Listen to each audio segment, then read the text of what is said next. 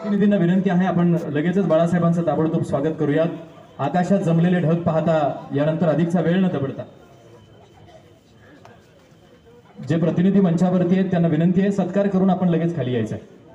उपस्थितांना विनंती आहे ज्यांच्या वतीने हे स्वागत होतं इंजिनियर विष्णुदादा देवकते यांना विनंती आपण स्वागतासाठी समोर जायचंय. ज्यांच्या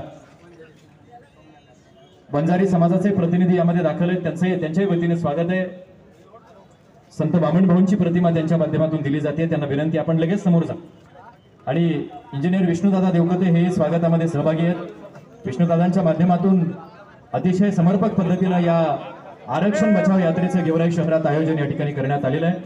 सत्कार संपन्न झाला असेल त्यांना विनंती आपण लगेच खाली यायचं आहे. कोयता देऊन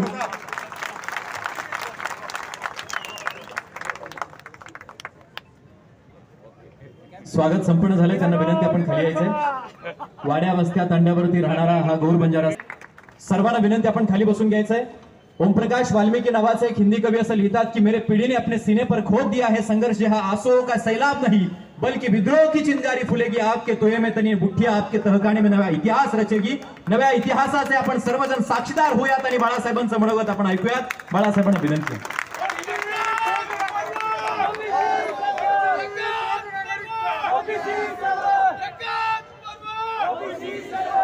सर्व ओबीसी संघटनाने आजच्या या आरक्षण यात्रेचं स्वागत केलं. मी त्यांचं सगळ्यांचा असणारा आभार जाहीर आभार या ठिकाणी मानतो. मंचकावरती उपस्थित सर्व वक्ते, उपस्थित बंधूंनो आणि भगिनींनो,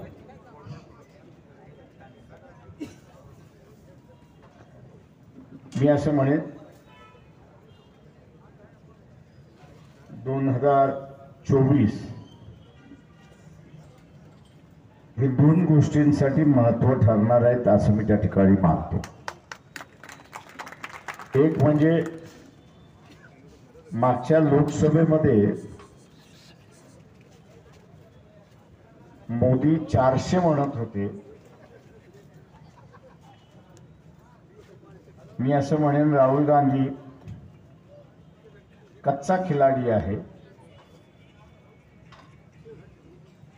वंचित बहुजन आघाडी त्यांना मदत करायला तयार होती. त्यांनी मदत घेतली नाही आणि म्हणून किमान देशभरामध्ये 40 जागा त्यांच्या कमी आहेत. म्हणून मी त्याला कच्चा खिलाडी म्हणतो, कच्चा लिंबू म्हणतो की त्यांनी जर वंचित बहुजन आघाडीबरोबर समझोता केला असता तर आज नरेंद्र मोदी पंतप्रधान नसते, त्यांच्या जागी राहुल गांधी बसला असता.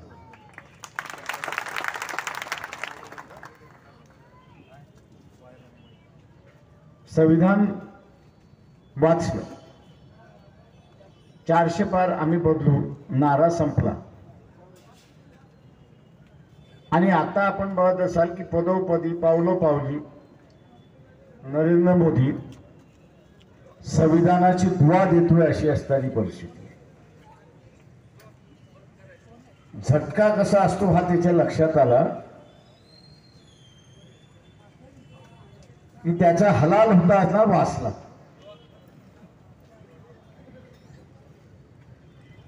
आता एक नवीन मुद्दा तिथे असताना काढण्यात आलेला आहे. संविधानातलाच एक भाग आहे तो आरक्षणाचा भाग.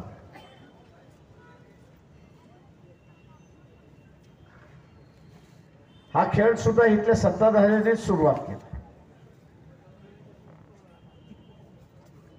राजकीय सत्ताधाऱ्यांनी सुरुवात केला आणि या राजकीय सत्ताधाऱ्यांबरोबर इथले असणारे श्रीमंत मराठे सुद्धा जे आहेत तेही त्याच्यामध्ये सहभागी झाले.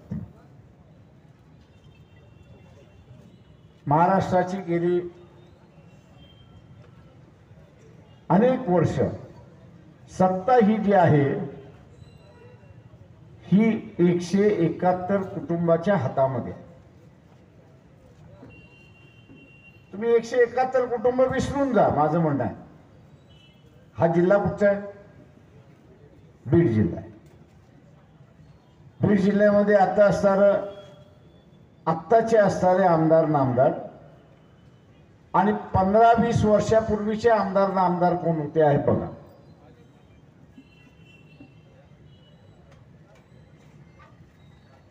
तर हे तुम्हाला घराण्यांमधूनच दिसतील. सामान्य माणसांमधून तुम्हाला दिसणारच नाही. आणि अशा प्रत्येक जिल्ह्यांमध्ये काही कुटुंबाने ही सत्ता आपल्या ताब्यामध्ये ठेवली आणि त्यांना असं वाटतंय की आरक्षणाच्या माध्यमातून आपल्याला आता असणारं नवं चॅलेंज उभं राहायला, एक नवं चॅलेंज उभं राहायला लागले. ते आपण असणारं मोडलं पाहिजे आणि ते मोडायचं असेल एकतर ते आरक्षण, इंग्रजी शब्द जो डायल्यूट आपण म्हणतो, पातळ, ते डायल्यूट करून टाका. म्हणजे कोणाच्याच हाताला लागणार नाही. आणि दुसऱ्या बाजूस ते जर रद्द करता आलं तर तेही रद्द करा. दोन्ही बाजूने खेळ चालले आणि या दोन्ही बाजूने खेळ चालत असताना या देशामध्ये जो विकलांग झालेला समूह आहे, 70 वर्षाच्या राजवटीमध्ये जो विकलांग झालेला समूह आहे त्या समूहाला वापरल्या जातं हे लक्षात घ्या. जाणीवपूर्वक किती असणारं वंचित बहुजन आघाडीवरती आरोप केला जातोय की आम्ही आमची परिस्थिती बदलली, आमची भूमिका बदलली. आम्ही आमची भूमिका बदललेली नाही ही लक्षात घ्या. आम्ही आमची भूमिका बदलली नाही. लोकसभेच्या अगोदर आहे आणि लोकसभेच्या नंतर आहे. आमची जी भूमिका आहे की ओबीसीचं आरक्षण हे ओबीसीलाच असलं पाहिजे, त्याच्यामध्ये अजून कोणाचा अंतर्भाव होता कामा नये. जरांगे पाटील की मागणी मागण्या करतायत ही आम्हाला अमान्य आहे.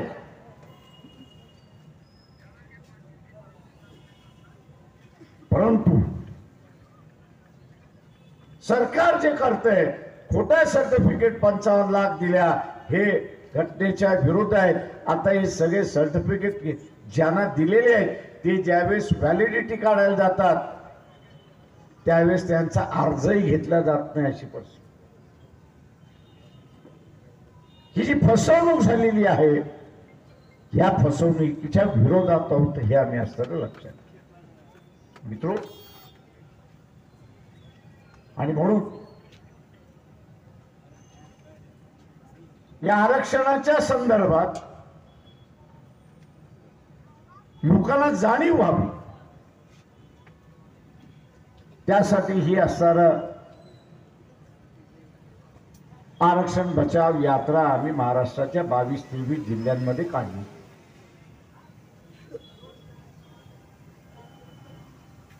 बावीस 23 जिल्ह्यांमध्ये काढलेली आहे. इथल्या असणाऱ्या गरीब मराठ्यांना आम्ही असणारं सांगतो, जरांगे पाटील यांना भेटून मी सांगितलं होतं तुमचे विरोधक ओबीसी नाही हे लक्षात घ्या.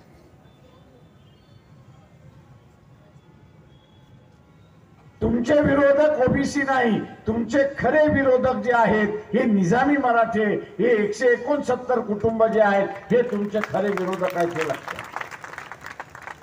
ज्या दिवशी तुम्ही त्यांच्याशी लढाल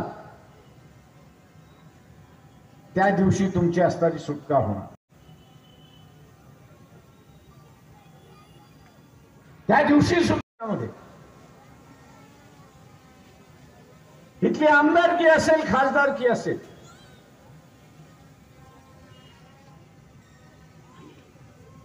हे जे 169 कुटुंबाने इथले राजकीय पक्ष कैद केले, काँग्रेसही कैद केलेला आहे, एनसीपी सुद्धा कैद केलेला आहे, उद्धव ठाकरे सुद्धा त्यांनी कैद केलेला आहे.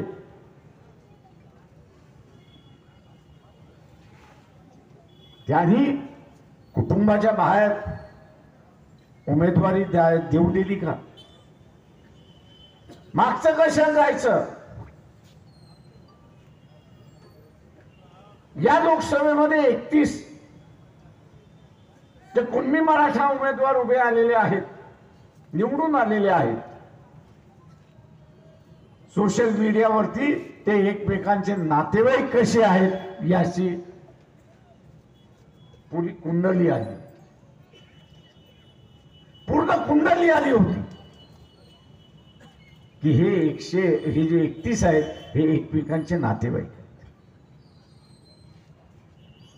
आणि म्हणून आम्ही असताना वारंवार जरांगे पाटील यांना असताना म्हणतोय, आपण जी घोषणा केलेली आहे 288 जागा लढवण्याची ती अंमलात आणा आणि गरीब मराठ्याला जे आहे ते उमेदवारी देऊन एकदा तुम्ही मोकळे व्हा.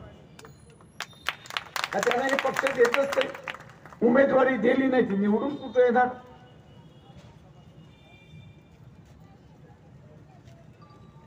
आम्ही इथे जे आहे ते इथला असणारा ओबीसी, एसटी, एसटी, बीजेएमटी जे आहेत आणि आदिवासी जो आहे त्याची काळजी आम्ही असताना या ठिकाणी करतो. त्याची काळजी जी आहे ती आम्ही असताना या ठिकाणी करतो. मित्रो, एक नवीन फंड आता सुरुवात झाली. ओबीसीचं आरक्षण धोक्यात आणायचं आहे तर ते विधानसभेच्या अगोदर येणार नाही. ते विधानसभेच्या निवडणुकीच्या नंतर येणार. ते विधानसभेच्या निवडणुकीच्या नंतर येणार आहे, कारण का विधानसभा हे वापरले जाणार आहे हे आपण लक्षात घ्या. विधानसभा ही वापरल्या जाणार. शरद पवार काय म्हणाले? 225 समाजाचे आमदार आणायचे. त्यांनी महाविकास आघाडी म्हटली असती तर आपण समजू शकलो असतो की पक्षाचे समाजाचे आणायचे म्हणजे रस्ता मोकळा झाला.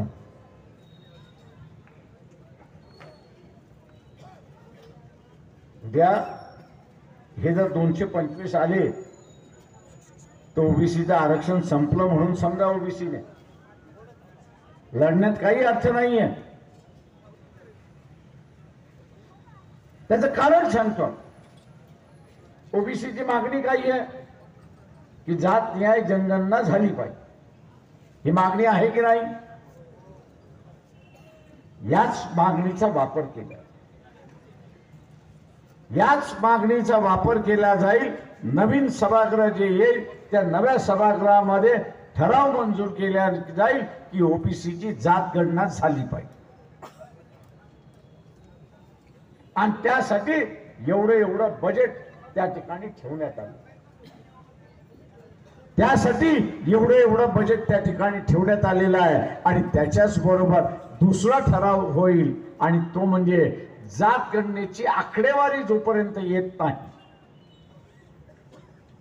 जात गणनेची आकडेवारी जोपर्यंत येत नाही तोपर्यंत ओबीसीच्या आरक्षणाला तोपर्यंत ओबीसीच्या आरक्षण स्थगित करण्यात आलेलं आहे. मला अनेक ओबीसीचे महाभाग म्हणतात, साहेब कोर्ट मोकळा आहे. मी त्याला म्हटलं, सामाजिक लढ्यासाठी कोर्ट हे उपयोगी नाही.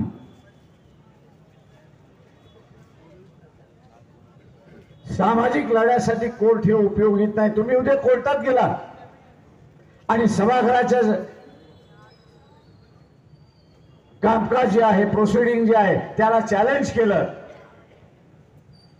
तर कोर्ट तुम्हाला असताना सांगणार आहे की बाबा रे, तुम्ही सुब्बू सोरेन, एका काळच्या झारखंडचा माजी मुख्यमंत्री, त्याची केस तुम्ही वाचलेली आहे. सुप्रीम कोर्टामध्ये सुब्बू सोरेनची केस गेली. त्याला 30 लाख किंवा त्याच्यापेक्षा जास्ती दिले असेल नरसिंहरावने मतदान करण्यासाठी.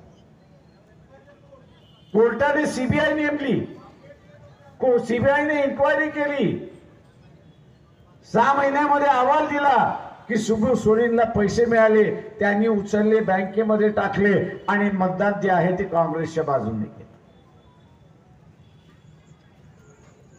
रेकॉर्ड आला सगळा. सुप्रीम कोर्टाने तो रेकॉर्ड मान्य केला, ग्राह्य केला. पण सुप्रीम कोर्ट म्हटलं की आम्ही काहीच कारवाई करू शकत नाही. भ्रष्टाचार झालाय तर होय झालाय, पण आमचे हात बांधलेले आहेत. आम्ही तिथे असताना काहीच कारवाई करू शकत नाही. याचं कारण संविधानाने सांगितलंय की सभागृहामध्ये चाललेला कारभार याच्यामध्ये कोर्ट इंटरफिअर करू शकत नाही.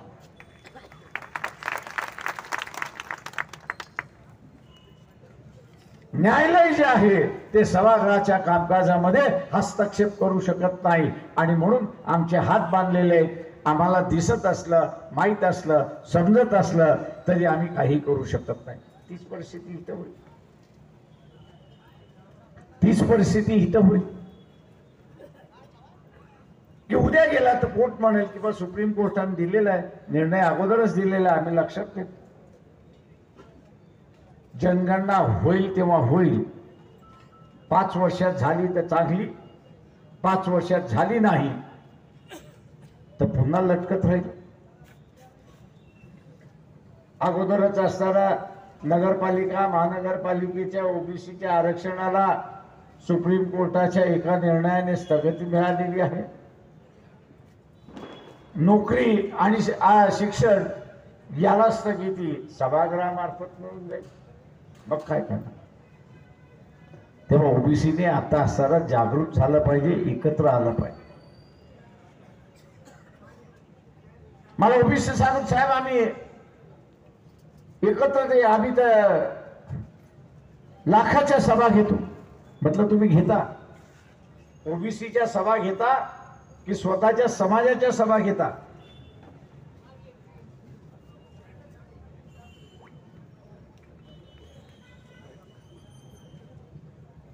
तुम्ही सभा घेता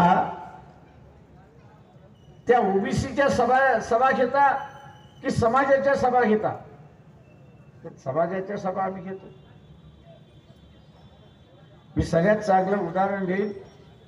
धनगर समाजाच्या असणाऱ्या पंढरपूरचा असणारा अधिवेशन, धनगर समाजाने असणारा पंढरपूरला अधिवेशन बोलवलं.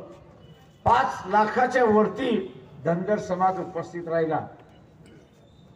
अटल बिहारी वाजपेयीला त्यांनी असणारा निमंत्रण केलं. अटल बिहारी वाजपेयी आले, भाषण झालं. 2 महिन्यानंतर लोकसभेच्या निवडणुका झाल्या. लोकसभेच्या निवडणुकीमध्ये एकही धनगर समाजाला लोकसभेची उमेदवारी मिळाली नाही. एकही उमेदवारी मिळाली नाही. अनेक धनगर कार्यकर्ते माझ्याकडे बोंबलत आले, सर आम्ही असं एवढं केलं, एवढं झालं, पण आम्हाला उमेदवारी नाही, बीजेपीने आम्हाला उमेदवारी दिली नाही. मी त्यांना म्हटलं की तुम्ही ताकद दाखवली, तुम्ही मतदारसंघाची ताकद दाखवली की तुम्ही महाराष्ट्राची ताकद दाखवली. तुम्ही महाराष्ट्राची ताकद दाखवली. ती महाराष्ट्राची ताकद जेव्हा मतदारसंघामध्ये येते त्यावेळेस विधानसभेच्या मतदारसंघामध्ये 30, 35, 40 हजारापर्यंत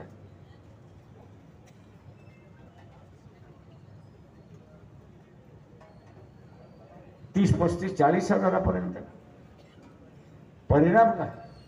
2.5-3 लाखाच्या मतदारसंघामध्ये तुम्ही विचार केला. मी आजही असणारा ओबीसी समूहाला आवाहन करतो की माळ्यांनी माळ्याचं अधिवेशन घेतलं, धनगरांनी धनगरांचं केलं, वंजाऱ्यांनी वंजाऱ्यांचं केलं, किंवा इथे असताना कायकाड्यांनी केलं, अमुक्याने केलं, तमुक्याने केलं. हे तुमचे समाजाचे अधिवेशन. तुम्ही समाजाची जाणीव करून दिली, समाजाची ताकद तुम्ही असताना दाखवून दिली. ती समाजाची ताकद आहे, ती राजकीय ताकद नाही, हे आपण लक्षात घ्या. की ज्या दिवशी आपण राजकीय ताकद निर्माण कराल त्या दिवशी आपल्याला इथले राजकीय पक्ष भियायला लागतील, एवढं असं लक्षात घ्या. आणि राजकीय ताकद निर्माण करायची असेल तर ती समाजाच्या नावाने उभी राहणार नाही, तर ती ओबीसी म्हणून राहणार, मागासवर्गीय म्हणून राहणार, अदर बॅकवर्ड क्लासेस म्हणून ती राजकीय ताकद उभी राहणार. आणि ती ज्या दिवशी आपण दाखवाल त्या दिवशी राजकीय पक्ष हे तुमच्या पायाशी लोळलेले असतील. आज तुम्ही त्यांच्याकडे जाताय अशी असणारी परिस्थिती. मित्रो, ती आता करण्याची वेळ आली. ती आता वेळ आलेली. ओबीसीला स्वतःचं आरक्षण शाबूत ठेवायचं असेल तर ओबीसी म्हणून एकत्र यावं लागेल. उमेदवार ओबीसी मधला कोणी असेल,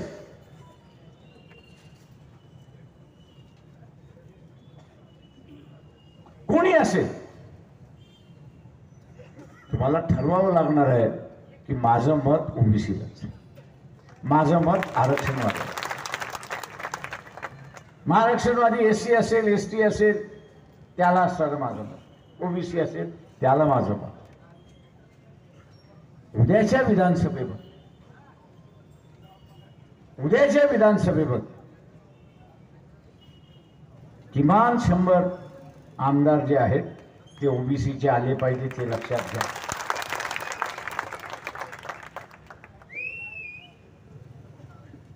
आणि ते करायचं असेल तर कोणाला पक्ष सोडण्याची गरज नाही. जो काँग्रेसवाला आहे त्यांनी काँग्रेसमध्ये राहावं, तो बीजेपी आहे तो बीजेपी मध्ये राहावं, जो उद्धव ठाकरेंच्या सेनेमध्ये आहे त्यांनी उद्धव ठाकरेंच्या सेनेमध्ये राहावं. त्याला पक्ष सोडण्याची गरज नाही. फक्त त्यांनी त्याच्याबरोबर एक जबाबदारी घेतली. भारतीय जनता पक्षामध्ये असेल तर भारतीय जनता पक्षाबरोबर तो असला पाहिजे. त्यांनी एक जबाबदारी घेतली पाहिजे, ती म्हणजे मी माझ्या पक्षामध्ये भांडण करणार म्हणजे करणारच. आणि कशासाठी भांडण करणार, तर मला तिकीट मिळावं म्हणून नाही.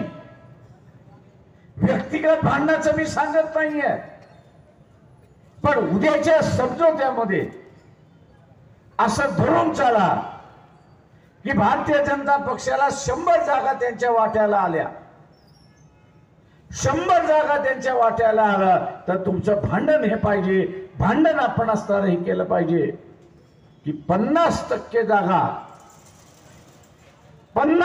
जागा ह्या ओबीसीच्या वाट्याला गेल्याच पाहिजे. हे भांडण आपण त्या ठिकाणी केलं.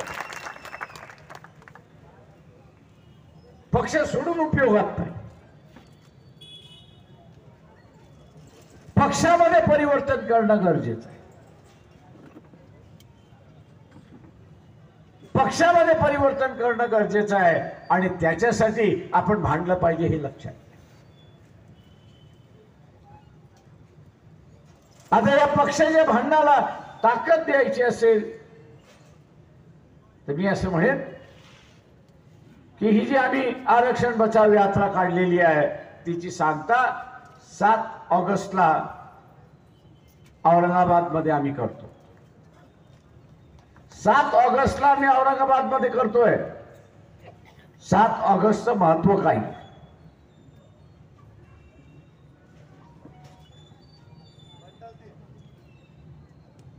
7 ऑगस्टला विश्वनाथ प्रताप सिंगाने मंडल लागू झालं, GR काढला, तो दिवस आहे. मंडल लागू झाला, GR निघाला, तो 7 ऑगस्टला निघाला.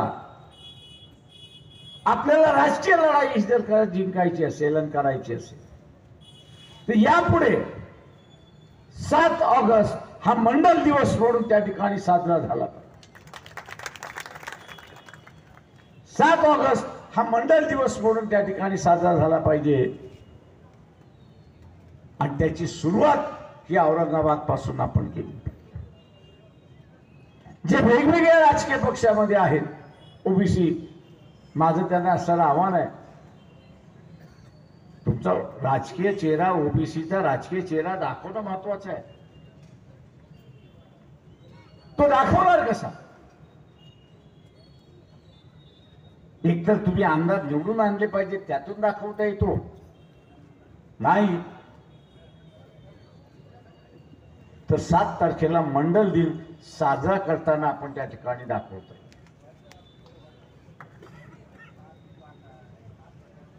आमदारकीच्या निवडणुका नंतर आहेत. तुम्हाला आपल्या पक्षामध्ये भांडायचे, आपल्या पक्षामध्ये लढायचंय. ते लढत असताना आपल्यालाच विचारते तुम्हाला तिकीट का आम्ही द्यायचं? तुम्ही तर माळी आहात, तुमच्याबरोबर धनगर नाही, वंजारी नाही, अमुक नाही, तमुक नाही, घिसाडी नाही, कोणीच नाही, मग तुम्हाला कशाला उमेदवार? आणि म्हणून म्हटलं की समाजाचे मेळावे हे वेगळे आहेत आणि ओबीसीचा मेळावा हा वेगळा. 7 ऑगस्टला इथला वेगवेगळा ओबीसी समूह आहे. यादी स्वतःच्या समाजाचे बॅनर, स्वतःच्या समाजाचे बॅनर घेत औरंगाबादला 7 तारखेला पोहोचले. लाखाच्या संख्येने आपण पोहोचला तर मी असं म्हणेन अर्धी लढाई आपण जिंकली हे लक्षात. राजकीय पक्षाला आपण असणारा त्याच्यातून भीती निर्माण केली. 7 ऑगस्टच्या लाखाच्या ओबीसीच्या असणाऱ्या रॅलीने इतर राजकीय पक्षांमध्ये धडकी भरवलेली असेल की आपण जर ओबीसीला उमेदवारी दिली नाही तर आपल्याला मत मिळणार नाही, याची खात्री त्याला असणारा होणार आहे. कारण आताच चर्चा सुरुवात झाली आहे की मराठा ओबीसीला मतदान देणार नाही आणि ओबीसी मराठ्याला मतदान देणार नाही. काँग्रेस आणि एनसीपी हे मराठ्यांचे पक्ष आहेत, हा स्टॅम्प लागलाय अशी असणारी परिस्थिती. काँग्रेस आणि एनसीपी मराठ्यांचा पक्ष आहे, श्रीमंत मराठ्यांचा पक्ष आहे, हा स्टॅम्प लागलेला आहे. आणि दुसऱ्या बाजूला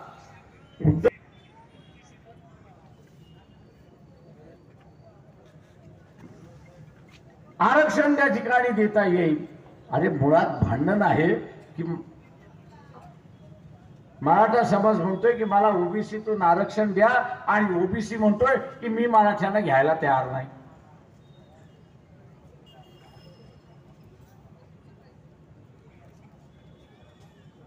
म्हणजे आग लागली आहे उत्तरेला आणि उद्धव ठाकरेचा बम चाललाय दक्षिणेला. म्हणजे आग लागली आहे उत्तरेला आणि उद्धव ठाकरे यांचा बंब चाललाय दक्षिणेला. ती आग कशी विझणार? ती आग विझणार कशी?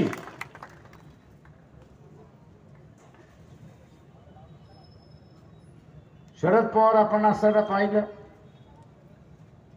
सगळ्यात सिनियर नेते. अपेक्षा होती की हे वातावरण शांत करतील,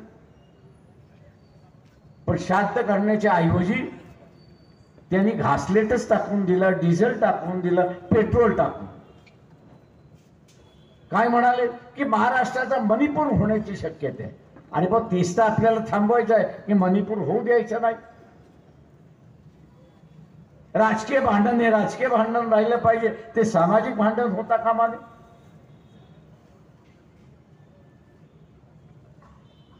राजकारणामधलं पोळ्या भाजण्याचं कामकाज त्या ठिकाणी चाललेलं आहे.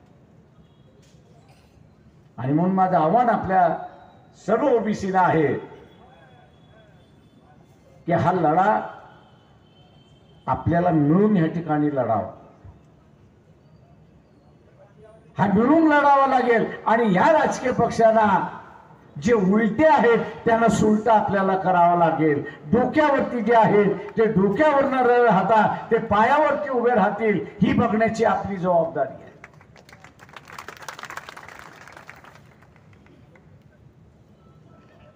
आणि म्हणून जाता जाता मी आपल्याला एवढंच आवाहन करणार आहे की अनेक जण म्हणतात की जायचं कसं, अनेक जण म्हणतात जायचं कसं, तर मी त्यांना म्हणतो की पक्षाच्या इतर पक्षांचं निमंत्रण येतं त्यावेळेस तुम्ही यावं म्हणून ते सगळ्या सोयी करतात. काका लग्न त्यांचं आहे, लग्न त्यांचं आहे, लोक आली पाहिजेत त्या लग्नाला म्हणून ते सोयी आणि सवलती देतात. इथं लग्न कोणाचं आहे? इथं लग्न कोणाचं आहे? कोणाचं लग्न आहे? ओबीसीचं लग्न आहे, आपलं लग्न आहे. तेव्हा आपल्या लग्नाला आपणच गेलं पाहिजे, दुसरं कोणी येणार नाही. आणि दुसरं तुम्हाला जाण्यासाठी सोयी सुद्धा देणार नाही, एवढं लक्षात घ्या. का त्याचं लग्न नाहीये, त्याचं लग्न असतं तर त्यांनी सोयी केली असती. आता हे आपलंच लग्न असल्यामुळे आपल्याला आपलीच सोय करावी लागेल. ही आपल्याला आपलीच सोय करावी लागेल. आणि ते आपल्याला आपलीच सोय करावी लागेल कारण का येणारी जी पिढी आहे,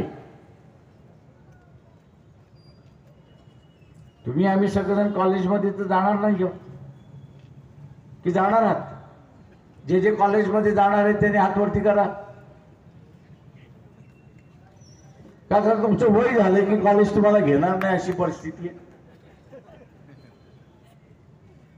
तुम्ही नोकरी मागायला गेलात तरी तुम्हाला नोकऱ्या देणार नाही. ही लढाई आपण येणाऱ्या पिढीसाठी लढतो हे लक्षात घ्या.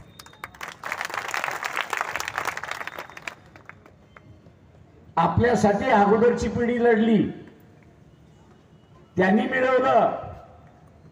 आपली जबाबदारी आहे टिकवणं, ही आपली जबाबदारी आहे. शाबूत ठेवणं ही आपली जबाबदारी आहे. आणि मिळवलेलं जसंच्या तसं पुढच्या पिढीला देणं ही आपली असणारी जबाबदारी आहे.